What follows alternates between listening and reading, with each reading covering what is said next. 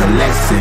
So when I run into rejection, I know it's only redirection. I see the blessings right beside me. The chances of quitting are likely. I do it like I'm in my Nikes. Don't make excuses, they never excite me. Boxes, boxes, I cannot fit in the boxes. Stop it, stop it. Quitting was never an option. Exhausted, exhausted. This passion is never exhausted. And you cannot stop it. Nah, you cannot stop it. Good morning, Knicks universe. Welcome back to another episode of the Knicks Morning Brew on this Monday, October 30th. Like always, I'm your guy Hector, hanging out with my brother, Mr. Jiggaman Porto. Bro, it's 2 episodes in a row I've been able to do that, bro. You've been able to intro me, bro. I'm telling you. I appreciate Phil being late, but it's 2 episodes in a row that I get to hang out and give you your welcome. Look, I'm gonna say it, bro. Okay, the day we actually, I hear sometime in the future you can actually make money doing this stuff. When we get to that point, can I just hire you as my full-time MC? Like, I just want to enter rooms and you'd be like, bah, bah, bah. Like, I don't think you could afford me. I'll send the paperwork over if you want. We could talk about it with consultants. We could get this thing popping, but honestly, I'm not sure. That's hurtful, bro. Like, right off the gate, you're ready to make. Just saying. Well, I know my worth. Yeah, whatever. You all heard it here. I'm taking applications for anybody that would like to be my personal hype guy. Right now, it pays $0, but it's guaranteed to be fun. All right, so you guys already know Phil's traveling. So good news is he knows what time it is. Bad news is he's in an area that they're trying to figure out what the internet is. So as soon as he figures out how to stop churning butter and turn on the internet, Phil will be here, which is funny because our guest right here, right? Heck, last year we had our bucket list, right? And Phil had this one on his bucket list, so it's hilarious that Bondy he's the one that's missing out right now. As the big brother, all I can do is laugh. I'm sorry, Phil. You don't get this moment, but we do, heck, we do. Because I don't know about you, bro, but our timeline, you would think like we're 30 games into the season and the world is coming to an end. So I'm hoping this guy here can kind of, help us fish through that crap and get through it. It wouldn't be Knicks basketball if Knicks Twitter wasn't almost on a ledge, bro. It wouldn't be a Knicks season if it wasn't like that. But let's bring up our guest. We got the one and only STEFAN Bondy here to talk New York Knicks basketball with us. Bondy, how you doing, my guy? Good morning. All right, what's up, fellas? I love the energy. I love it. Appreciate it. All right, so first thing, so everybody knows we were having technical difficulties. So STEFAN literally was like, I'm going to make it happen. He popped on the cell phone. All right, so I'm going to guide him through. Let's slide up a little bit so we see more than your chin. Oh, slide up like this? Other way? Other way. All right. It's good. Well, back a little bit more like, back. There you go. There you go. There we go. All right. This better. There it is. Yeah, there's a lot better. And look, I appreciate you guys working with me, man. It's some technical, like you said, some technical. Are you kidding? You're working with us, bro. I mean, we know that we are, and you're making time for us on a Monday morning. Oh, look, he's so happy right now. Hey! Phil is here. Yo. Good morning, Philip. Goodness gracious. Content creation from a toy hauler is way different than content creation from a photo studio. So, yeah, this is crazy. Internet. Well, it's good to see you, Phil. Good to see you, Phil. Good to see you. Good to see you. All right, guys, we got STEFAN for a little bit this morning, so let's jump into it. First things first, I saw the article you put out, and I want to go right to that one, STEFAN. It was the one, I think just a couple of hours ago. The Cavs eyeing Knicks revenge after playoff exit. Stung a pretty long time. Should we be worried about Donovan and the Cavs coming in? I mean, because, STEFAN, you've seen the timeline. People are bugging out already. I didn't think it'd only take 3 games for everybody to say, get rid of Julius. I mean, we're here, and we're 3 games in. Should we be bugging out already? I mean, it wouldn't be a Knicks season without some overreactions, right? There you go. I tell you what, I'll tell you what. It's true. The Cavs are taking this game personally. I mean, not, personally might be a stretch, but they're very motivated, I would say. Just because, think about it. They thought they had a very successful season. They thought they had the better team than the Knicks just in terms of talent. And then they just got punked. Let's be real. I mean, the Knicks basically out hustled them. They beat them down. Mitchell Robinson was grabbing rebounds left and right. That front court with Evan Mobley and Jared Allen was supposed to be, top level, and they just got dominated. So they got a lot to prove here coming into this game. And I think it's more important for them here on this Halloween matchup than it is for the Knicks. With that being said, the Knicks haven't gotten off to the best start right here, and so they got to show something as well. Mm-hmm.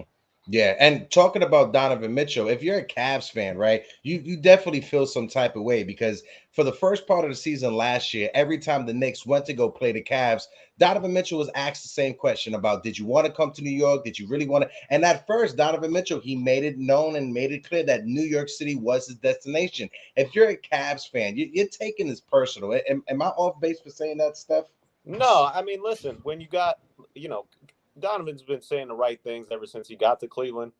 But that thing's going to hang over them, especially since he didn't sign the extension.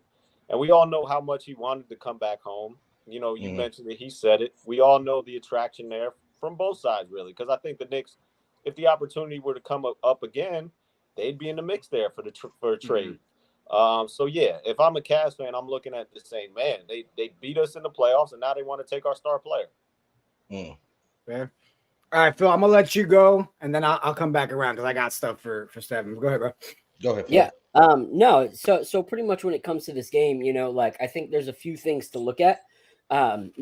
We talked about it last season that in that playoff, series, Donovan Mitchell said that one of the things that was hardest for them to actually defend against was when Julius Randle went to the bench and Obi Toppin came out and they had a fast-paced offense that Cleveland couldn't adapt to. And so, that's one of those things where, you got to consider we don't have that fast-paced offense off the bench anymore. So if that was kind of our kryptonite to the Cavs, that's one thing to look at to see if, that what he said is true, that it was the fast-paced offense that gave them, the underhand compared to us in that series. But also, it's one of those things that even before the season started, it's a known fact that he's not coming back to Cleveland. It's a known fact, no one in the industry believes that there's a chance that Cleveland gets him back. Like, they don't think it's going to happen. So I think for Donovan, it's one of those things that, okay, while I'm here, I'm going to play as hard as I can for these guys before I go. Because I do think he enjoys his teammates. He does, enjoy, the Cleveland franchise that's been there for him. But I also think he's wanting to first prove that he was worth the trade that we passed up on last time and make it something that we would never pass up on again by watching him, play against us. Good point. Oh, Steph, you're muted. Hold on 1 second. You're muted. Got him. All right, you good. Okay. Hey, you guys can hear me? Yeah, there we go. All good. Yeah, I was saying you bring up some good points. I will say this though, I wouldn't say it's a known 100% fact that Donovan Mitchell's not going back to Cleveland. I think there's a world where Cleveland does really well with this team. I mean, they're young enough where they can make big strides forward, and he looks at this situation and says, maybe this is the best situation for me. I can make the most money by re-signing here. So that's always a possibility, I believe. But I agree with you in a lot of ways. People around the league do not expect him to re-sign. But I wouldn't say it's 100% given that he's not going to be back in Cleveland. Nice. So I want to kind of jump into – we're only 3 games in, Steph, right? And obviously there's a lot of concerns. We went into the season, and our first episode, I started talking about the fact that everybody's called for we want more passing, okay? And my fear was if we saw more passing, we're going to see a hell of a lot more turnovers. And here we are over a 2-game span where it was, 19 and then, a shit ton, right? Mm-hmm. Is that because they are trying to change some of that culture with the passing? Is that why we're seeing Randle the way it is? Or is this just a slow start, Steph? I think with Randle, it's been a slow start. I think that's what you can chalk it up to. We're seeing, the shot, when the shot doesn't fall with him, it kind of permeates to the rest of his game. And that includes his attitude. And I'm not saying his attitude's been bad so far. In fact, I think it's the opposite. I think he's been fine. I just think when his shot's not falling and he's trying to do too much, then you get the problems. I mean, we saw it during his first year, especially with the Knicks. Remember that spin move in the paint where it would just be turnover. We're not really seeing that right now, but we're seeing him probably thinking too much, trying to play this role of a facilitator when, when sometimes when it's not called for. So, listen, I think he had a good game the other night. He didn't have a good game in New Orleans, I think, and against Atlanta. I'm sorry, he had a good game. He didn't have a good opener. And it's only game 3. So listen, he's got a lot to prove. I think he's still coming back from that ankle surgery that he had in the off season. I think it's going to take him a little bit of time to ramp it up. But overall, the Knicks have not been crisp. I mean, it's been a sloppy start, as you alluded to. And there's two ways I look at that. One is, damn, that shouldn't be happening, because what did they tout to us the whole time in the preseason and training camp? The continuity. Yeah. So this is supposed to be a team that knows each other, that knows each other's tendencies. So these sloppy starts are a little bit concerning in that regard. The other way I look at it is, listen, a lot of their best players played in the summer. And so as a result of that, and I'm talking about in the FIBA World Cup, they kind of took it easy in preseason. They kind of took it easy in training camp. So maybe this slow start should be expected from that perspective. So there are different ways to look at it, but definitely there needs to be some improvement, especially with, like you said, keeping the ball and keeping down those turnovers.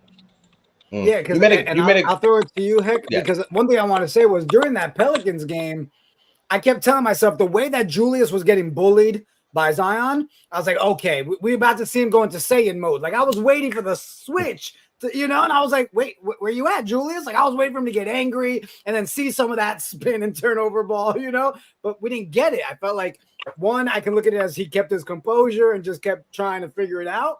But then, two, I was like, yo, Julius can't be going soft on us, because that's the Iron Man side of him that I really enjoy. So, again, I'll wait till we're 10 games in, Steph, before I start, bugging out and really, have more of a sample size. But I'm a little concerned, man, especially with what you said off the gate. It could be the injury itself as well, right? We're not fully sure if he's recovered from that. Yeah, and when he said after that game, he didn't get to play 5-on-5 all summer, just because he was recovering from that injury. So maybe the slow start is to be expected. But when you bring up Zion, man, there's a reason why that dude, when he was coming out of the draft, why he was considered a once-in-a-generation talent. And the only thing that's held him back, man, is the injuries. But when when you see him like that, you're like, damn, that's right. That's the reason why the Knicks tanked away that entire season, to try to get him. Because he is, I mean, he's incredible, and you can't knock Julius. I mean, the guy Zion Williamson is a freak athlete. Like, you don't see him come around. Like I said, once in a generation athlete, and I don't think I've ever seen anybody combine that type of speed and power and everything that he does. And touch around the basket was incredible too. So I mean, he showed it all. If he ever develops a consistent 3-pointer, forget about it. Yeah. There's no reason why a man that size should be jumping with one leg the way he does. I'm like, good Lord. And finishing like off balance, left-handed layups. It was crazy, man. He's great. And I really hope he can stay healthy.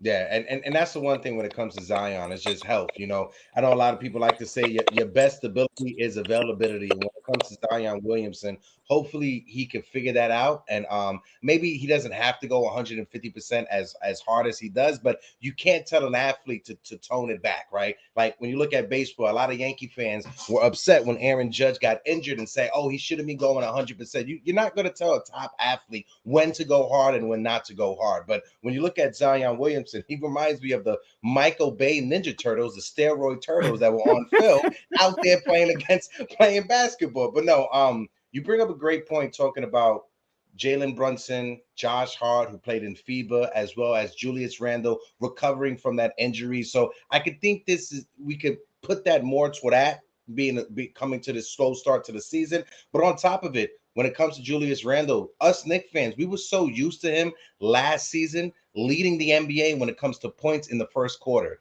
So far this season, it seems like that's first quarter, he is struggling to find his rhythm. So as the season progresses and keep going, I have faith that Julius Randle and Jalen Brunson will figure it out. But on the flip side of that, I do like the start that RJ Barrett has had to this season. He scored 18 points that last game, but the previous 2 games, he's over 20 points both games. Steph, can you talk about RJ Barrett and his maturity coming into this season? And I personally think he's going to have a better season this year than his previous years. What's your thoughts on that, Bondy? Yeah, and you're gonna make me contradict myself because I brought up the FIBA World Cup as a way that guys got off to a slow start. And guess what? RJ Barrett played more minutes than Josh Hart and Jalen Brunson in the FIBA World Cup. And look, he's coming out and he's hitting on all cylinders. So yeah, I mean, one thing that I noticed with him in the Atlanta game, and full disclosure, I was not at the game in New Orleans. I actually flew early to Cleveland to catch up with Obi Toppin. Saw that article, by the way. Yeah, Phil cried. Phil, you can admit it. Yeah. I know you read it and cried. It's okay. Great. My tissue. But Still. so, but the game in Atlanta, man, I saw a different kind of RJ Barrett. That we knew the scoring could always be there. We always knew about that, but the way that he was thinking pass first and could see the plays before it was happening, I thought that showed a lot of maturity and a different part of RJ's game, where if that really, if that is true and if that projects moving forward, that's definitely that's an area that he can really take that step forward. Because with RJ, it's always this. It's what's his ceiling? Because he's not the greatest athlete. His shot, has always been inconsistent, and you always wonder, hey, his ceiling is as high as his shot, and how far he can develop that. But also, what we saw in that Atlanta game, and what I've been talking about here, is the distribution. I mean, throughout his career and even in college, I think a knock on him was he had tunnel vision. But I saw a different phase of him in that Atlanta game, and if he can keep on doing that, then yeah, he's going to take that next step forward. Yeah, I always compared him to a better version of Danny Granger, like a more healthier, more athletic version of Danny Granger. My fault. Go ahead, brother. I like that. Good. And that's one thing I was going to say is, I don't want to be overcritical after 3 games, but I also don't want to sugarcoat after 3 games. If you look at FIBA, RJ shined in FIBA, played a lot more minutes than both Josh Hart and Jalen Brunson, and had better performance than both of them in FIBA. And now it's transferring over into what we're seeing in the season. And so for me, besides that one Jalen Brunson, 3-point clinic, and that I think actually came from the fact that there was such great ball movement, because he is actually a really good catch and shooter when he gets those opportunities, instead of always having to try and create that 3-point shot himself. And you saw a lot in that game. But that was the only refreshing thing that I've seen from Jalen Brunson so far this season. And that's why it's a little concerning, because all summer we heard about, hey, what you saw last season is nothing compared to his ceiling. And so we come in with these expectations of all right, let's see what we got. And there's 2 out of those 3 games weren't just bad, but they were really bad. It was just really rough to watch. And when it comes to Randall, I like what I'm seeing of him trying to be more of a passer and also finding good shots. But it's kind of this Dr. Jekyll, Mr. Hyde kind of scenario where in a play down the court, you'll see him facilitate and make a good move. But then that next play, there's a video going around that has me cracking up of him trying to drive on 3 Pelicans and Josh Hart, or 3 Hawks, and Josh Hart's just there in the corner, waiting for it. And when Julius decides to try it anyway, Josh Hart fakes the 3-pointer and then walks off I was wide open, could have shot that, And so seeing Randall go back and forth between the 2 is where I get concerned. It's okay, in crunch time plays, which Randall are we going to see? Are we going to see the I can do it, bring your whole team, I got it kind of Randall, or are we going to find the Randall that we saw in that second game where he was more of a team player? And so those question marks do concern me going into the season, because it doesn't look like what you said, continuity. It doesn't look like these guys have played with each other, and we've played teams that have newer members to their rosters that seem more, free-flowing and constant than ours do. And that's a little bit concerning for me. Fellas, I'm actually heading over to, and you guys gave me some great ideas actually, so I appreciate it. I'm heading over to Knicks practice right now. So if there's any questions that you want me to ask, shoot them to me right now, because I got to bounce. I would say ask RJ Barrett what's his favorite Pokemon. That's all I want to know, honestly. All right, I'll do it. I promise. Ask Julius Randle if I can get a pair of the black and orange Skechers. Those are the only ones I'll wear. All right. I'll see you. All right, I'll try to hit him with that one too. RJ Awesome. Barrett. All right, fellas, I appreciate it. Stefan, I appreciate you, Steph. bro. Good time in practice, man. We'll talk to you. We'll definitely get you back on when the schedule's a lot better, so we can have you for a longer convo, Steph. Yeah, and I'll fix my computer issue too, bro. Sounds good. All good. Later, bro. Later, brother. All right, bro. They moved up the scheduling on the practice, so he's still locked in with us for 20 minutes this morning. Appreciate Stefan coming in. Bondy Gives us time to talk real quick. Shout out to everybody in the chat. I saw we had a $20 super chat. Italia Sparta coming through. We even pay you to say this. I feel like I owe you $20. All right, you're telling everybody to like and subscribe. Everyone, smash it. Phil, Ariba the Dirty. Oh, yeah. Hector, you know what? Before we jump into these topics, because I'm glad we all three of us get to finally sit down and talk, can you go ahead and warm up those pipes, bro? Give us a roll call. We got people in the building. Let's do a roll call. Before I do that roll call, we got 23 people in the building. If you guys can, please smack that like button for the fellas as we continue the conversation. And also, we just had Stefan Bondy on. This Wednesday, we'll be having on John Starks. Make sure you guys lock it in. John Starks will be on this Wednesday. It's going to be a great conversation. Myself, Phil, Celso, and our friend Jerry Ferrara will be kicking it with the legend himself, Mr. Starks. I'm feeling super excited about I've been practicing my first question. I'll be like, so John. That's all I got so far. That's all you got. But shout out to Blood of the Panther, who's in the building. My guy, the top moderator of all the moderators. Julian Blum is in the building. My guy, Knicks 100 GM is in the building. How you doing? NFE's in the building. Salute to you. My guy, Jonathan, how you doing? Salute to my guy, Allah Wise. Peace, God. I hope all is well. Salute, salute, salute. Like Jay Boogie always says, Knicks are nice. CAA affiliate is in the building. Still Knicks fans, Ron and John. Shout out to my guys over there at Ron and John. Savage NYC, my brother. I hope all is well. A lot of you guys, I feel like I've known all of you guys since the pandemic. And I appreciate you guys for supporting us over here at Knicks Morning Brew, Yanks Morning Brew, Morning Sports in general. But Savage NYC said the league learned how to defend Randall. Put an athletic wing on him whose quickness interrupts his handle and getting to his spots. I think there's a great one to start off this conversation. I'll throw it over to Mr. Philip Porto. Philip, you got a deer behind you, by the way, outside the window. I just wanted to point that out. I'm joking. There's no deer back there. I wouldn't be surprised. Where I'm at right now, I'm in Dodgeville, Wisconsin. So there could definitely there's coyotes. So we had to make sure our dog was in at night. Oh God! But, you better protect my dog. Yeah, I am, bro. I'm protecting. Go ahead, bro. So yeah, I agree with that. It's one of those things that, if you're honest, besides his strength, there's not much that you have to question on how to defend him. It's not like it's a surprise that Julius Randle is going to try and do one of his 3 moves that he does. And so I think the tape is out on him, even to the point that the freaking Bucks were able to put a guard on him, and I know Shy Powers. I know Drew Holiday is, a great guard and a great defensive guard, but he was a guard that was able to lock down Julius Randle, with a little bit of knowledge on how he plays and a little bit of strength. People are able to now put a little hindrance on what he's able to do.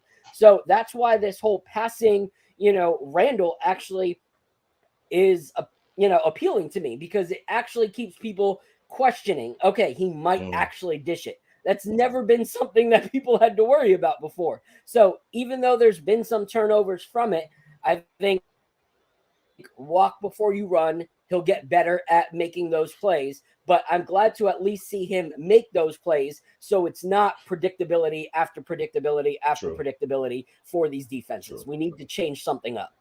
Yeah, like I said, guys, right? I feel like it's like everything with any fan base. We call for it for years. We want to see the young guys, right? We started seeing the young guys over the last 2 seasons. We got excited about that, but there's hiccups that come with it. And I feel the same way with the passing and assist. My issue is, we're only 3 games in, right? So obviously I love that. I was about to pull it up, right? Wise says it. Randall's playing a different game with a different process, but it's a process, enjoy it or not, right? So again, it's, hey, we were saying, man, imagine if we weren't so ISO. Can we get more passing? Now we're seeing it. but we're seeing the downside of it. Just like when you're starting your young guys, you're going to have to see the rookiness of that style, right? Mm-hmm. Now, obviously, we need a bigger sample size to see how this is really going to contribute. What's crazy about only 3 games in is you have to sit there and question, are we that team that we saw against the Hawks? Or are we that team that we saw against the Pelicans? And they're so night and day that you can't draw a conclusion off of just those. Yeah. I see what you're saying, but I think we're that team that we saw against the Boston Celtics, because even though we lost that game by 4 points against the Celtics, both Jalen and Randall, they had subpar games. We were still in it towards the end of the game. We only lost by 4 points. So I say, if you want to see, or you try to figure out what's the identity of this team, it's going to be that team that faced the Boston Celtics opening night. Now, as you pointed out, as the season keeps going on, we're just 3 games into the season. As the games keep going on and Randall gets comfortable with that new type of role, I think we'll see him get a lot better.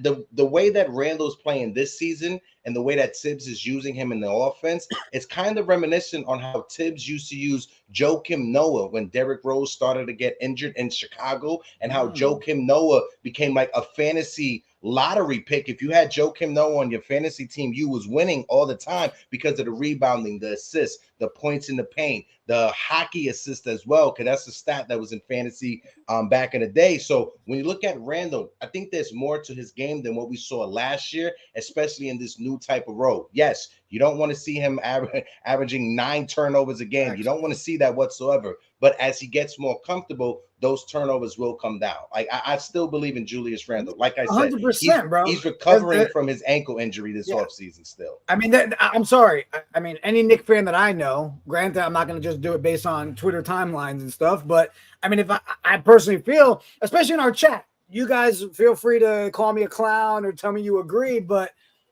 does anybody really think that Julius Randle continues to shoot at 27.7% from the field goal? No one sees that continually happen. If you do, put in the chat, because then I'm just an idiot. I just can't see over a span him shooting 27.7. No. I don't see that whatsoever. No. Same thing for Jalen Brunson as well. I mean, here, Alois even said it, right? When in his post conference, he said it. He can't find his 2s. He admitted it, right? The interview was hilarious too, right? When he looked back at the basket, he's like, "No, same size." But he even said it, like, "Cool, I found those 3s," because we can't just look at the downside of stuff. Phil, you brought it up. This man tore it up with his 8 3-pointers, right? We were all sitting there looking at, oh, there's our Brunson, right? He finds that too, and what is it? 37% right now is what he's shooting. Mm-hmm. Oh, look at that. The cops and the ambulance are coming. They're like, sound the alarm. Sound the alarm. They're all talking Julius Randle already. Sound the alarm. No, but honestly, I think both Jalen Brunson and Julius Randle, as the season goes on, they get more comfortable and they come back. I know my guy Knicks are nice is saying Randle is going to be out of here soon, but it wouldn't be Knicks basketball if trade scenarios weren't thrown out there 3 games into the season. Shout out to my guy Knicks are nice. But like Savage NYC says, Randle better get comfortable, because if he gets frustrated, he will have a mental breakdown, and that's been the big thing when it comes about Julius Randle. Go ahead, Sos. But that I love that you put that in there, Savage, because that kind of goes hand in hand with I was waiting for him to flip the switch when he was getting bully balled by Zion, right? And I was like, that could either be 1, him getting angry and starting to turn it on, 2, getting in his head, and then you just start seeing that stuff. We didn't see that. So for me, I was like, all right, well, we got even keel. Maybe he's going to review it, figure out what he needs to fix, but yeah. You saying Randle don't have that black Air Force energy is what you're saying? Those black Air Force Ones energy is what you're saying? Maybe not that night, Go ahead, Phil. Yeah, so my only problem is I don't understand why our team sees something that works and then goes away from it in that next game. Like, the ball movement was great in that game against the Hawks. And our ball movement wasn't bad either in the game against the Celtics. But our ball movement in that last game was horrible. And as a leader, if you know that your 2s and stuff like that aren't falling, and yet you continue to make yourself look bad over and over and over again by forcing it, Jalen Brunson did nothing beneficial to himself at that time. 4 for 14 from the field, 1 for 5 from 3. Like, he just was not doing it. And he was missing opportunities of people that were open.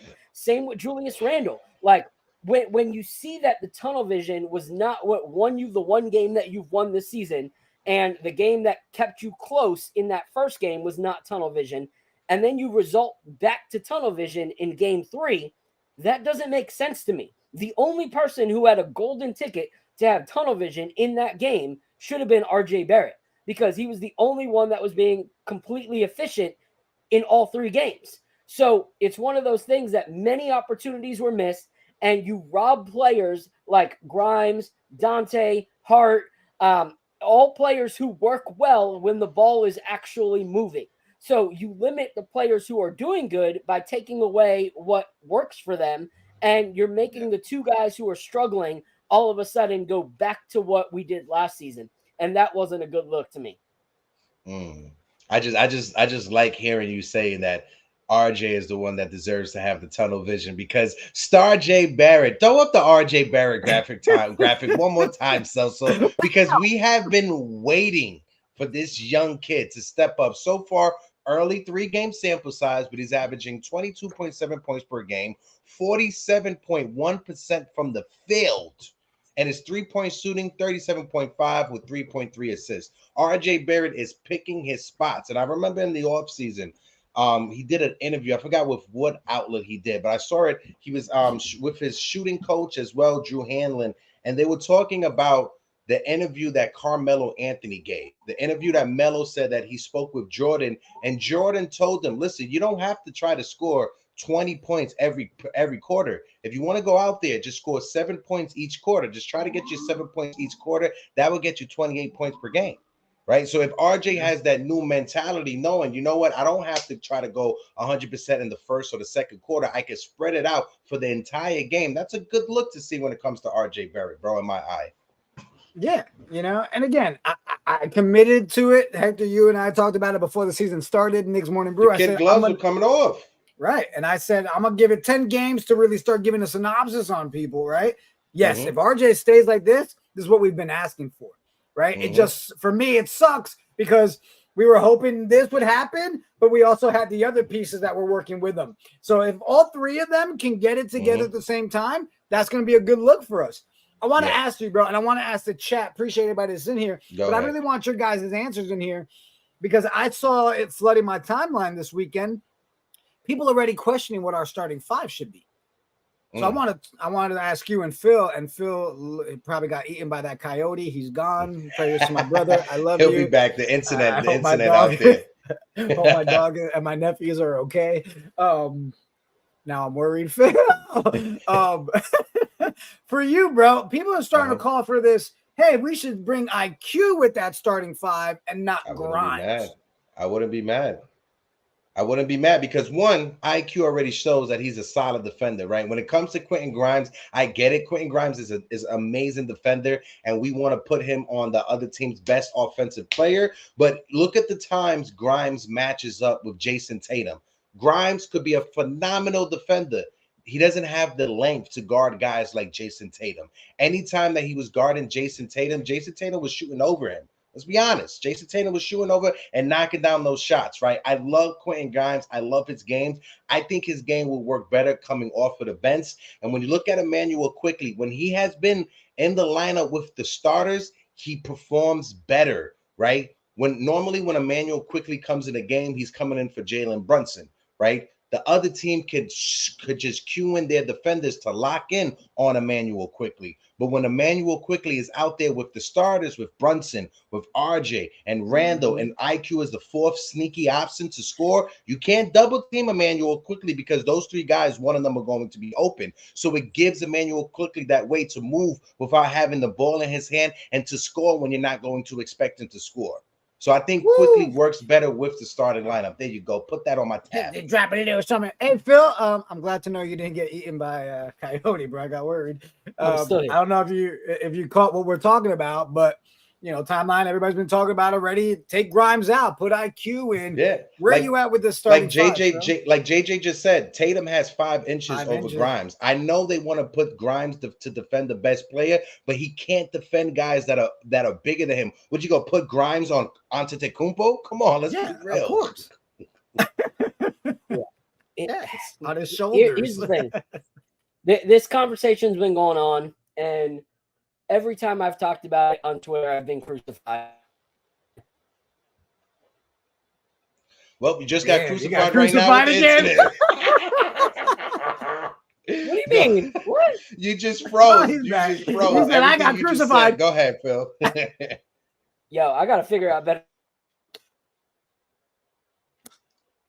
Well, yeah, you do. There you go. There you go. So great point. Great points. Am I frozen again? Now you're not. You're good now. Go ahead, Phil. All right. I have been crucified time and time again for saying that Emmanuel Quickley should be in the starting lineup. Twitter has roasted me. There's been a few people that, agree. But it's always been a, on-ball percentage of defense, which I understand. Grimes has great on-ball defense, but I think the upsides of Emmanuel Quickley being in the starting lineup benefit the whole team, including IQ and Grimes. Like Grimes, I feel like is more of a, not just catch and shoot, but catch and shoot player who can also facilitate, who can also thrive in leading a second unit. Emmanuel Quickley is more so a scorer. Like, I'm going to get the ball, I'm going to dribble past you, and I'm going to score. Like, he's that guy. And I think that works well when, like you said, they have other targets to worry about. When he is the sole guy that they think is going to shoot the ball and dribble it down to shoot, then it causes an issue. It would kind of be like Jalen Brunson not having an RJ Barrett or a Julius Randle in the starting lineup. Defenses would be able to go, okay, he's probably going to drive and then just collapse, which is what they start to do anyway, even with other offensive threats. But Josh Hart, good defender, not a great offensive threat. Dante DiVincenzo still warming up to who we are as a Knicks organization. Had one good game that was really impressive. We still need to see more. Isaiah Hartenstein, he's doing more of the facilitating than most of the other guys in that second unit. He's not really your, strong center scorer. So having a guy like Quickley puts a target on his back as opposed to Grimes, who is a think first, pass first, shoot when available, that would keep a second unit a lot different than what we see right now. And I think both of them would shine. I think Grimes could be a sixth man of the year kind of player coming off the bench as opposed to a corner guy in Tibbs's, starting unit. Yeah, and if Grimes is coming off of the bench to go against the second unit, he could definitely lock down whoever's coming off that bench for the second unit, for one. And two, he doesn't have to worry about dealing with starters, so he'll be able to score a lot easier having to go against the second unit than he would having to go against the starters. And I feel when Quentin Grimes is out there without RJ, without Jalen, and without Julius Randle, he won't feel hesitant like, should I shoot or should I pass? Should I shoot or should I pass? If he's out there with the second unit as the number one scoring option next to Hart and DiVincenzo, it gives him the green light to go off and build up his confidence when it comes to Grimes. Yeah, and that's why I brought it up, right? Because it's a conversation we personally, the three of us, had in the offseason, right? What's it really looking like? Because let's be real. If I sit here right now just on 3 games, I'm like, turnovers, no bueno. 3-pointers outside of Brunson's night, no bueno. Randle and Brunson at the same time, no bueno. And then the rotations, to me, have been no bueno. I haven't understood some of these mixes that we've had. Some of them just don't work at all. It's like, what are you doing? I understand only using your 9, but this new, let me try all different things isn't working. I love the fact of, bringing IQ in, right? I think if you have IQ starting, he becomes more of that facilitator and you let Brunson do his off ball, let Brunson kind of do that and not rely on him to be the assist guy that we know he's not. But Phil, I love what you're saying. With Grimes having that second unit might give him more of that freedom to be able to roll. And let's be real, RJ is going to be rolling with that second unit. Tibbs pretty much keeps him on both, right? But that kind of leads me into the next guy I want to talk about, which is, Mitch Robinson is looking studly, bro. Oh, yeah. The Oh, Blockness yeah. Monster is looking nice. Go ahead, Heck. No, I was going to say, minus that first game with him getting into foul trouble, he has looked solid when it comes to Mitchell Robinson. And I'm going to keep on saying this. I want to see Mitchell Robinson start having great games against the top centers in the league. Right, that first game against the Boston Celtics, I'm not calling KP a top center in the league, but what I'm saying is that KP's a stretch 5 and he can stretch the floor. I need to see Mitchell Robinson do a lot better when it comes to that. I just want to point something out real quick. Chin Sunday put it in the chat. He said DiVincenzo has been looking to facilitate when he's in. I don't see why he couldn't run the second unit with Grimes as the primary scorer. The ball movement will be solid with Hart and DiVincenzo in there. And I'm gonna just piggyback off of that real quick. I know we was talking about Mitchell Robinson, but when you look at Quentin Grimes, when you look at Dante DiVincenzo, and when you look at Josh Hart, all three of those guys, when you look at the NBA when they were in should have said NBA, but the draft cycles when they were in high school, all three of those guys were point guards. It was when they went to college that they got moved out of position, right? So they can handle the ball. There's no argument there. All three of them could handle the ball and could facilitate with that second unit. But when it comes to Mitchell Robinson, I want to see him step his game up against the big time centers and the stretch 5s. That's what's missing out of Mitchell Robinson's game. Yeah, for me, I like Mitch. I do. But JJ says something that hurts my heart. Duran is better than Mitch, though, and we could have drafted him. That hurts because I didn't see that. JJ yeah. My whole thing is not even just harping on Duran. My hard thing is that even with you putting up the stats, his offensive game does not help us in any way, shape, or form. His offensive game is not a contributing factor at all. So anytime but that's where I think he does though, Phil, offensively with the rebounds. Right. For me, I that's what I look at him for. Those offensive rebounds are huge. Those second shot opportunities for us are huge. Yeah, but what Phil is saying that he has no bag when it comes to his offensive game. So he can't stretch the floor. It makes it harder for our guys who like to penetrate, like RJ, like Jalen, and like Julius. They like to drive and penetrate, and that's what can't when you got a guy built around. And you can hardly do that with Mitchell Robinson. And that's where you're seeing the double teams on Randall when he's in the paint, the double teams on Brunson when he's in the paint. The same thing for RJ. My fault, Phil. I didn't mean to cut you off. No, you're good. And that's one thing that's hard is that when you look at it, what I don't like about this whole we have the best offensive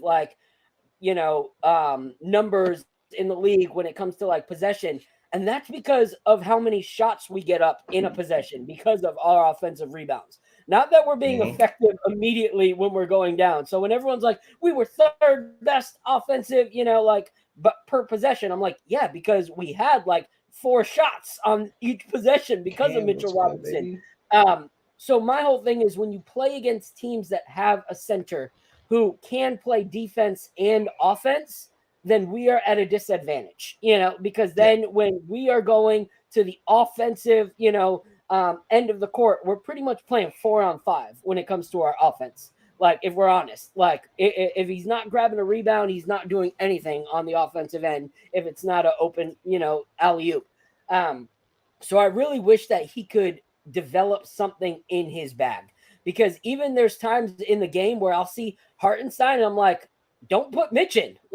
Hartenstein's doing more damage to this team than if Mitch was to come back in, So I like Mitch. I'm thankful for, his defense and stuff like that.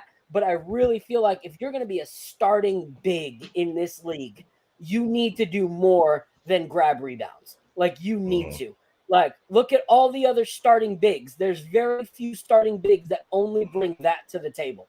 And so when we play guys like Porzingis or Towns or, whoever else, we're playing at a disadvantage at the big man when it comes to offense.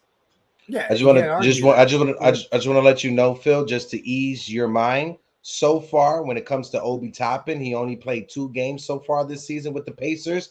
He's averaging only 7.5 points per game. I just want to let you know that, okay? When it I comes to Obi Toppin. I saw somebody on Twitter when it came to Obi said, "Damn it, Tibbs isn't playing Obi again," or something like that. Here's the thing: I don't want to hear any Obi Toppin slander until Julius Randle is getting more than like his 34% shooting for the start of the season. All right. Hey, he's still averaging more than 7.5 points per game. That's all I'm saying. That's all I'm saying when it comes to From the Julius Randle. kickback in the chat says, "Big salute, fellas, at the Morning Brew Sports. Hector, Phil, Jigga, good to be back in the regular season. RJ looking better. Julius already had his best season. All downhill from here. So much to unpack in that one, Cam. You know what? I ain't touching that one. Go ahead. I want to bring up another one. Shout out to my guy King Ribby RM in the chat who said we did draft and trade Duran. Thank you, Kemba Walker, for that. If you guys remember, but everyone kept saying we need a stretch. But salute, fellas. Smash those likes, subscribe, and share. Absolutely, King Ribby. Appreciate you. I like half of that statement. The second half. No, I don't like the beginning of it, but it's a true fact. There's a true fact. We did draft and we traded Duran because we had to get off of the Kemba Walker contract, right? So shout out to Kemba Walker for that one. Well, sticking with the Mitch combo, I see people in the chat. Chin says Mitch has seemed out of place this year. His rotations have been slow, and he doesn't seem as dominant because it seems like he's trying to find it a bit. I wouldn't say trying to find it a bit. He just Mitchell Robinson. He has to be that help defender, right? If other guys weren't letting their guys blow past them, Mitchell Robinson wouldn't have to step up to be that help defender and leave his guy open for either a 3-point shot if he's a stretch five or for easy alley-oop. That's the reason why Mitchell Robinson is looking sloppy, because he has to exert himself trying to be that stretch defender. And after a while, Mitchell Robinson is just like, where should I go? Where should I go? I don't know. Should I go here? Should I go there? That's what he looks like half of the time. Sorry, look, Ally Watch right here. Randall averages more assists than Obi does in points. Absolutely, Ally. Salute, baby. Okay, Phil, I'll shut up now. Whoa. I'll be quiet. Whoa. You all right, Phil? That's because even when he's playing like basura, Tim still has him in for 30 plus minutes. So it is what it is. How you guys feeling about the games tomorrow night? Yeah, how are we feeling about the game tomorrow? I'm worried because of what Bondy said. They're gonna take this personal, right? So I'm not sure if Donovan Mitchell's gonna come out and drop a 30 or a 40 bomb on us. So I'm just nervous when it comes to that. But listen, I know Tibbs is gonna have this team prepared. Hopefully they have them locked in on the starters, and there's no random dude coming off of the bench who drops 20 or 30 points on us. So I'm good when it comes to that. Yeah, fellas. Yeah, for me, I'm worried too. You know, like we want to talk about continuity. You know, besides Donovan Mitchell being added last year, which is the same as Jalen Brunson. True. Anytime he's about to spit, you know, the internet's like, what? No. Oh, he got the full kick out. There you go. The coyote unplugged the Wi-Fi. That's what it is. But no, what's your thoughts on the matchup against the Cavs, bro? Are you expecting anything specific? Oh, Phil's back. Coyote boy. All right. This is getting old. But anyway, so what I was saying is, like Hector, I am worried because when it comes to this team, the only thing they really added last year, you know, was also, you know, Donovan Mitchell, the same that we added Jalen Brunson. So they're kind of going on the continuity thing as well. But they also added sharpshooting. You know, they also added some good shooters off the bench. And so I'm worried because I do believe that, you know, this is the kind of team that does want to prove that us winning was more of a fluke than, you know, we see it as, you know, that they believe that they were the better team last year. And then you got to look at all the pieces that they've added, you know, like they've added Niang, which whether you like Niang or not, he roasted us all last year. Yeah. Like Niang would get in and roast us. Same thing with Strus.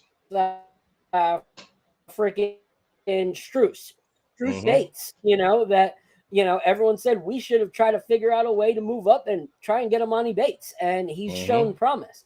So I think that they do have a chip on their shoulder, and I think that it's going to be a hard game for us.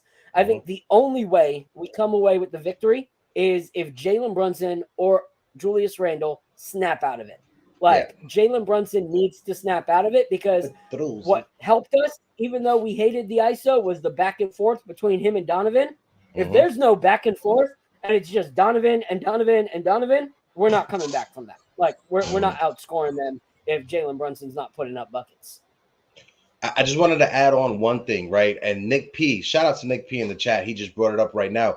The Cavs have been waiting for Evan Mobley to have that breakout season.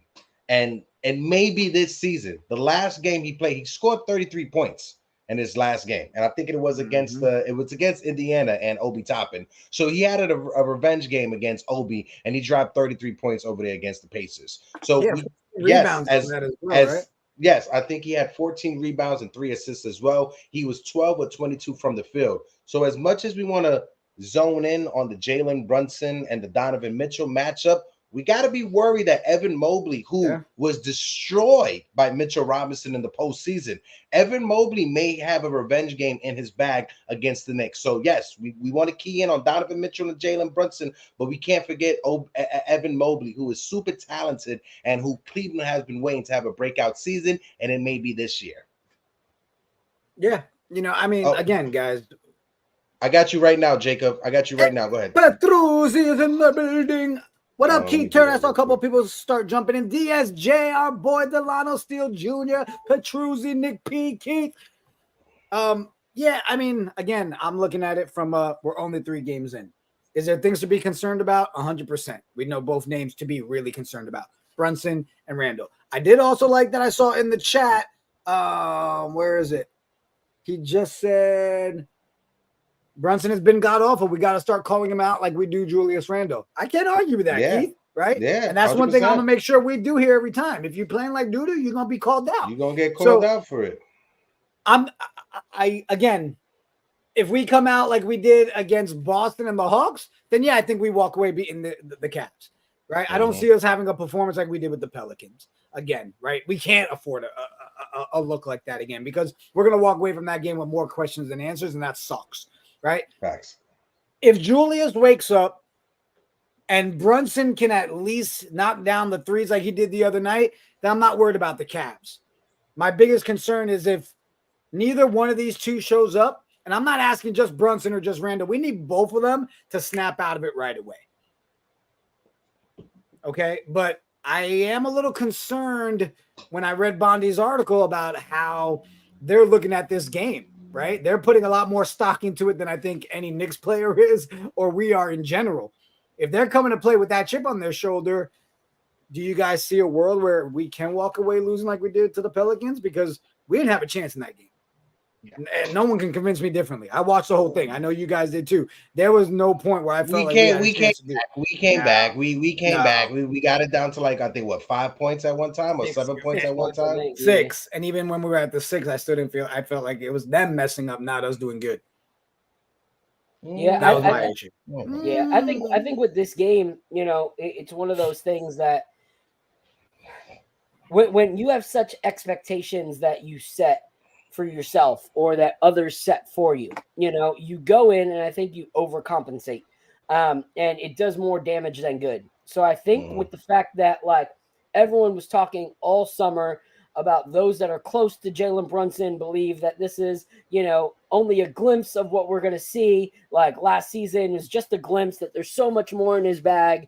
I think all of that is in his head, and he's trying to prove it, not just to everybody, but to himself. So I think that there's a difference between players who really, really believe it and players that are trying to believe it. And I think I'm starting to think that Jalen Brunson's trying to believe it, he's trying to meet everyone's thoughts and expectations of him. And he's not just playing basketball, go out there and play basketball. I feel like he's got that expectation of, if I don't come out the gate proving what everyone in my camp has said, then I know how New York fans can be. Look at how they were with Julius Randle or whatever, it's a lot of weight on your shoulders, but I think he has to snap out of it. Think he needs to just come back and play basketball. And I think the same with Julius Randle. There's been excuse after excuse after excuse of why Julius Randle has fallen apart throughout his time as a Knick. You know, oh, he didn't have a guard. Oh, he didn't have this. Oh, he had an injury. I think he also knows that this season has to be a season where he proves that he's worth building around, where he proves that he's worth keeping, that he proves that he's worth, you know, his weight in gold. And I think that both of them are just falling short in trying to prove that. And I think the only way for them to prove it is to just wake up and play basketball. I mean, it was last week, right? Heck, where Jerry, I think it was episode 2, and Jerry said his concern was the Knicks when they have expectations that are in their favor. He said he fears that this team, when they're talked about as a number 3 seed, that's where he fears they'll mess up. When they're underappreciated, undervalued, that's when they perform, right? So I'd hate to see that. What up, Luca? Twins in the building. Shout out to my guy Luca for that post-game press conference with the Giants. Shout out to my brother Luca. Make sure you guys tune into Luca and Alex, the Big Blue in the Bronx podcast. Luca said, Mr. Dable, with the fact that the Giants have lost miserably in a horrible game to the Jets, why do you suck? I was like, yeah, Luca. Yeah, he didn't ask that. All right, it wasn't just like that. It was similar.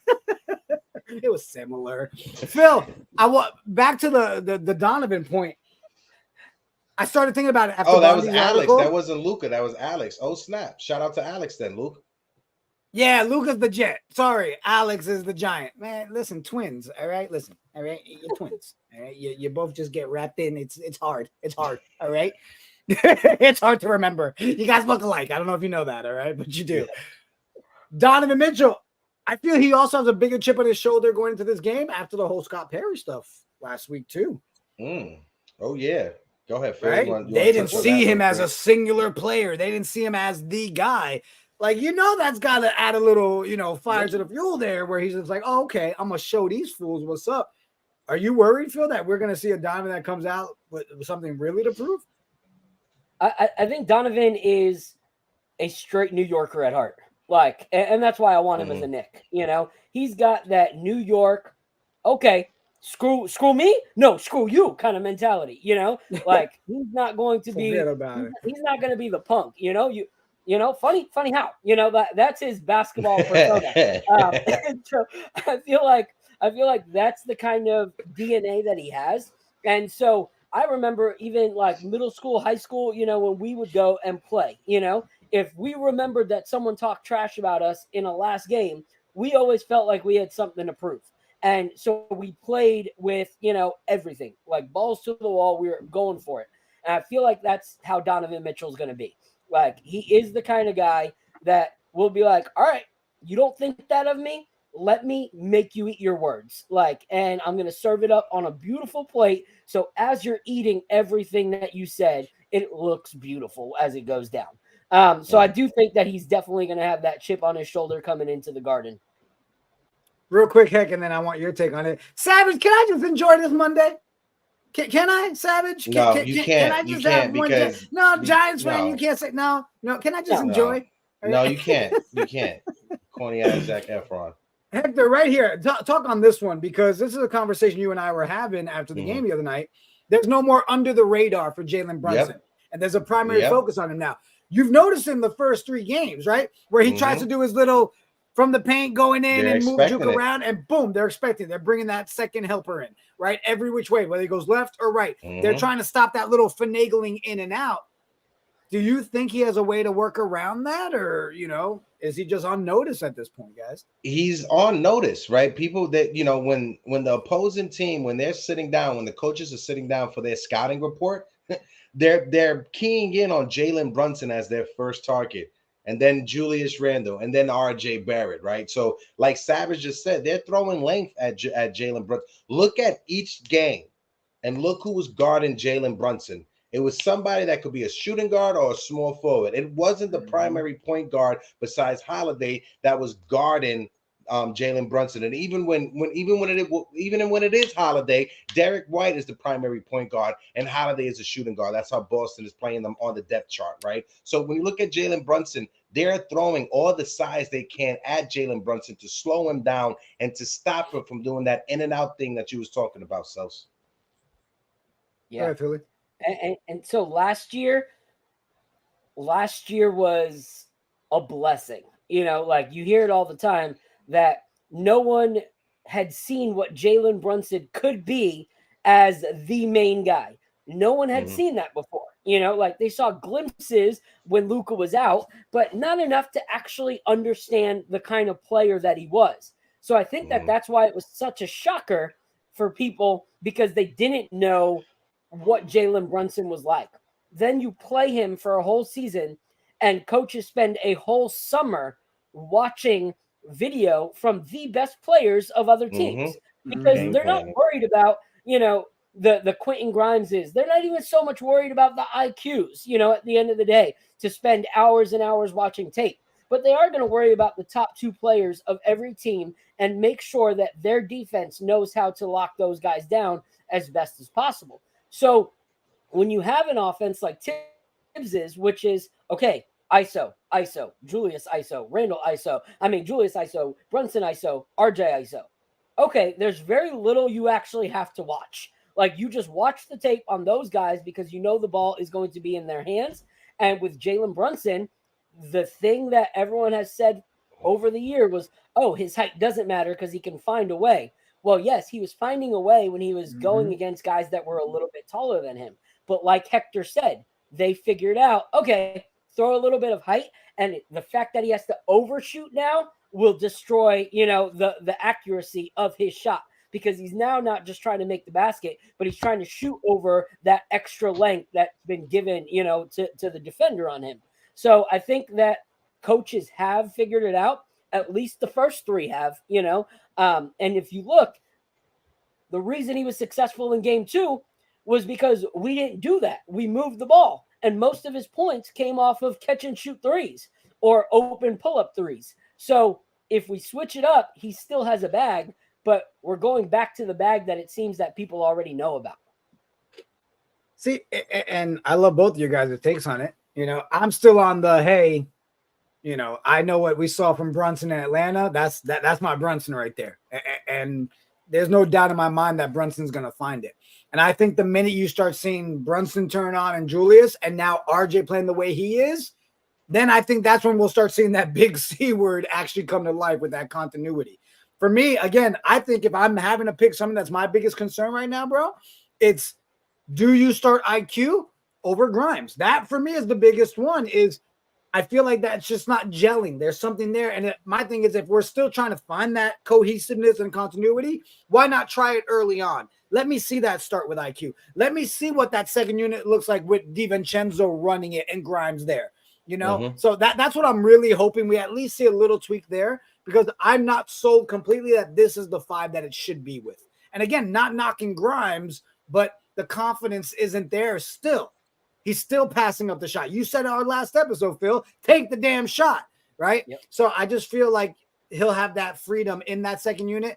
That's what I'm really hoping that we address first.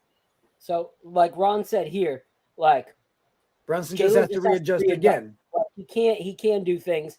And this is the one thing that I want to say. We had a little discussion with it on Twitter, is Jalen Brunson's last season, like the way that he played, it's too early to start acting like Jalen Brunson is not going to be Jalen Brunson. Like, right, it's 3 games exactly. in.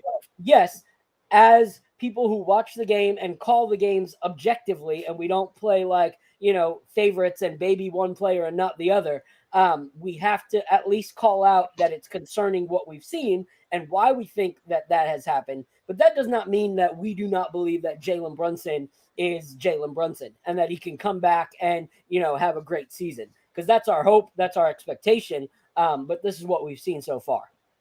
Shout out to my guy Joe in the chat. My guy Joe, my man lives in the Bronx, but he swear he's like in a Fast and Furious movie. My man he just be speeding out there. Shout out to my guy Joey G. I hope all is well, Joe. Stay safe out there in the streets. But no, and Julian's talking about it. You know, we know that there's some Knicks fans that they're split into different factions, right? You got a big part of factions that are RJ Barrett fans, a big part that is Julius Randle fans, and anytime anybody else messes up, they're quick to point it out. Just like Julian was talking about, you see a lot of fans coming at Jalen Brunson just to justify Julius's bad game. You got to lay it down like this.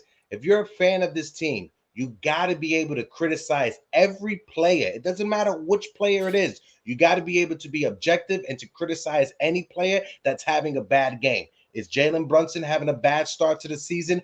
Absolutely. But when he is on, we win games like the game we won in Atlanta, right? So the best thing for this team is that Jalen Brunson is on, so RJ and Julius Randle can both operate.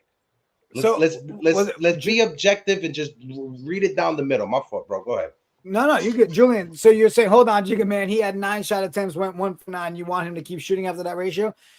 You talking about Grimes? 2 for 9, right? It wasn't that. It was pretty bad, right? 2 for 9, I think. If he's talking about Grimes, yeah, I want Grimes to shoot more. But again, right now I'm leaning shoot more with that second unit, where he'll have more of that confidence and freedom to move it around and not doing his job of focusing on Julius, JB, and RJ. So if you're talking about Grimes, yes, I do want him to shoot more, but I want him to shoot when he has time on the clock and confidence and give him a chance to kind of work with that second unit. And like Cam just said, everybody can get it. Everybody. Absolutely. Yes. Tibbs and his bald ass head can get it. Go ahead. And again, just putting it out there, I am not a professional when it comes to this stuff. My takes, you don't even have to like my shit, all right? I'm just going to tell you from where I'm standing, I'm okay with the desire of seeing IQ start with our group and put Grimes in that second unit. If it fails, I'll be here on a Wednesday morning saying, that was the stupidest shit I've ever said. I'm okay with that. I have no problem with that. Yeah, I admit that I'm just a dum-dum that goes on the internet just to talk about sports. I am in a self-aware dum-dum. I'm pretty smart. I'll say that. It feels like I'm the glue that keeps this shit together. I got a college degree. I know some stuff, you know. Okay, all right. Well, you ain't the only one with a college degree, Phil. All right, thanks for tuning in, ladies and gentlemen. We will just let Phil do. So, welcome to the Knicks Morning Brew. I'm your host and only host, Phil Porto. Yeah, whatever. Kiss my ass. You still bitter about the jet game? That's not my fault, Hector. You got to let that chip off your shoulder, bro. All right? Wow, that's crazy. Wow. Anywho, let's get in our predictions to this game tomorrow. Knicks versus Cavs. What's our predictions? Yeah. Go ahead. Yeah, things just got really weird. So my predictions, like I said, if Julius Randle and Jalen Brunson don't step up, I think we take the L. I think we need to see at least one of those guys get out of this funk. More so Jalen Brunson. And we also need to, like you said, Mobley's going to try to have a breakout season. We need to see some actual help in that paint. You know, like I understand Mitchell Robinson is the blockness monster and whatnot, but some people have said he's looked a little bit clunky at times, you know, like adding muscle does good for certain things, but also, you know, is not so great for certain things. And that mobility is one of them. And Mobley isn't, you know, very muscular. He's very agile. So having someone kind of come in and help Mitchell Robinson is going to be huge. So I think those are the two factors, Jalen Brunson waking up and Mitchell Robinson getting some help in the paint. Julian, I'm glad we're on the same page now. Yeah, definitely with that second unit, bro. Yeah, definitely. For me, when it comes to tomorrow's game, gotta have Jalen Brunson on his A game. I need Jalen Brunson to score 20 plus points. I need to have at least 5 assists. When it comes to Julius Randle, limit the turnovers, right? We got to limit the turnovers. You can't give the Cavaliers second chance opportunities just by coughing up the ball. And RJ Barrett, let's see RJ Barrett stay with this phenomenal start to the season, right? Let's see if RJ Barrett can knock down another 20 points in this game, and to see if Mitchell Robinson can have that same defense on Mobley like he did last year in the playoffs. It's all going to come down if Mitchell Robinson is not in foul trouble. All right, Al. Okay, we get it. You're a Jets fan, Al. I was ready for it, Al. I was ready for it, Al. I was like, oh, I see him in the chat. What up, Worldwide Al, for loving the game, fellas in the chat. Salute to my brother, Worldwide Mayberry. We got our boy Johnny Jimenez in the chat as well. Guys, as far as tomorrow goes, we need this dub. And not because it's like, oh, we need to win or the season's over. No, we need it.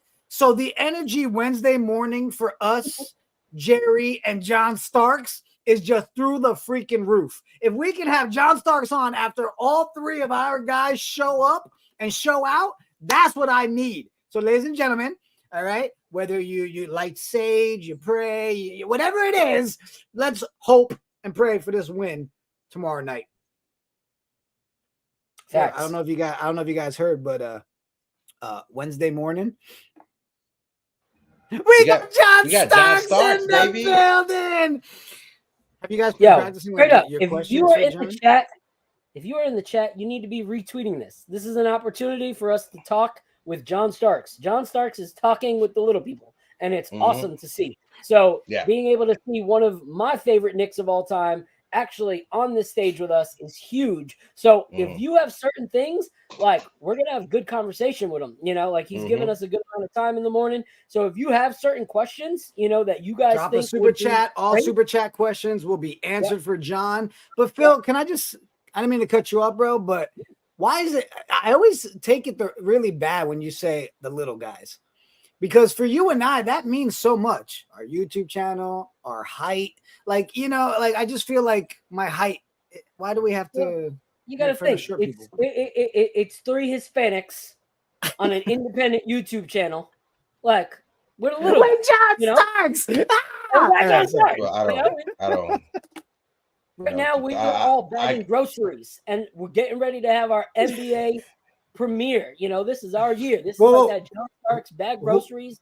You know, anybody wearing a Starks jersey on Wednesday? You don't consider yourself short? You're not short. That's why I said no. I didn't say that. I consider myself Boricua, not Hispanic. There's a difference. Oh, okay. Yeah. Since Boricua is Puerto Rican, that makes sense. Very good. Yeah. Ladies and gentlemen, welcome to your life lessons right here on the Knicks Morning Brew. Puerto Rican is actually Boricua. That we didn't know about. No, I look forward to it. Shout out to my. He got kicked out. No, he hit his button again. He got that new mic and stuff where he hits the button. All right. Well, our fellow Boricua already left the room. All right. For those of you in the chat that know, now you know. And if you don't know, now you know. Bro, we need this win tomorrow. We do. Point blank. We need this win tomorrow. Everybody in the chat. Yo, how great was it, Bondy? Granted, they called in they changed the schedule of the practice today, so we had to lock it up for 20 minutes. Appreciate Bondy coming through and hanging out with us today. That was a good time. I know we've got a lot of questions for the next time we have him on. But, man, we got Starks this Wednesday. We got the Podfather Sim this Friday. I'm ready to talk Knicks, bro. Oh, wait. Is he back? It says devices not connected. There he is. Hey. And muted. I'm back. All right, he's back. Right. He's back. Welcome. I'm back. Welcome. I apologize. All right. Well, anything you guys want to touch on before? I broke my TV twice when John Starks was playing. Anything you guys want to end on? Go ahead. I just want to say shout out to my brother G Ram in the building, New York Rican, 1980. Salute to you, my guy. And I'm just waiting for Wednesday, bro. Super excited. This conversation with John Starks. Super excited about this season. So far, we had Bill Pito, Stefan Bondy. We got John Starks tomorrow. We had Eric Katz, Fred Katz. We had Fred Katz. We also have Jerry every week. Like it's about to be a season. We're only 3 games in and only 5 episodes in. People, get ready for a long season. If you haven't yet, guys, smash the like, hit the subscribe. Help share us as well. If you got different Knick communities out there, share us on your Facebook, share us in your group chats. Just know that our conversation is built on the interaction we get in the chat. So shout out to everybody that's in the chat. My guy Savage NYC, G Money is in the building. Jonathan was in the building. Julian Blum, Ali Wise. I know I'm forgetting a few. Johnny Jimenez was in the chat. Salute to you, my guy. Eric Pachuzzi, Chin Sunday. And I threw out some more moderators. So we got some more moderators in the chat as well. So the mod squad, stand up. I got to tell you, you know what I love about our chat is we rarely have to use this. What you just said is one of the most insanely idiotic things I have ever heard. At no point in your rambling, incoherent response were you even close to anything that could be considered a rational thought. Everyone in this room is now dumber for having listened to it. We've had a dumb free content chat group today. It was beautiful. I love you guys. Man, I'm excited. Phil, stay away from the coyotes, bro. Please. I try. My nephew and my dogs. On that note, I guess we're done, right? Yeah, Yes. I just have to let people know I won't be going to Puerto Rico, right? Your boy tested positive for COVID over the weekend. So I had to move my Puerto Rico trip all the way down to the end of the month because I didn't want to be that guy to go back to a small little island that's already dealing with whatever they're dealing with and bring on that extra stuff. So I decided to be the smart guy and decided to wait towards the end of the month. As much as it sucked and it hurt, I still had to move some stuff around, but I will be in Puerto Rico at the end of the month around Thanksgiving. So I'll be having some mofongo for Thanksgiving. You feel me? You feel Let's me? go. Adios.